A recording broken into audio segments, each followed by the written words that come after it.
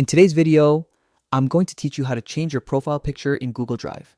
This is a quick and simple process, but it can make your account feel more personalized and professional. Whether you're updating an old photo or setting one for the first time, I'll walk you through each step so you can make the change confidently. Let's get started. First, open your web browser and head over to the Google Drive homepage. If you're not signed in yet, you'll be prompted to log in using your Google account.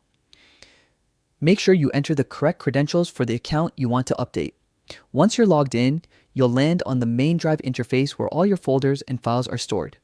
Next, look toward the top right corner of your screen. This is where your current profile picture appears.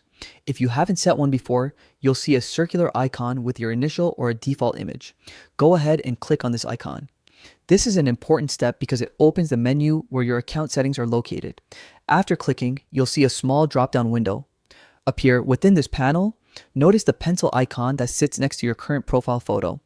That pencil icon is your entry point to change your profile image. Click it to move into the profile picture management screen.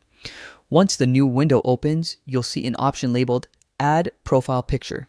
It's usually placed very clearly, making it easy to find. Click on that option to continue.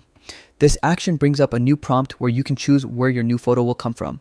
You'll now be given a few choices. You can upload an image directly from your computer, which is perfect if you already have the photo saved locally. Or you can choose from your existing Google Photos library if you want to use something that's already connected to your Google account. Select whichever option works best for you. After selecting the photo, you may be asked to crop or reposition it. Take a moment to adjust the image so it looks exactly the way you want it to appear across your Google services.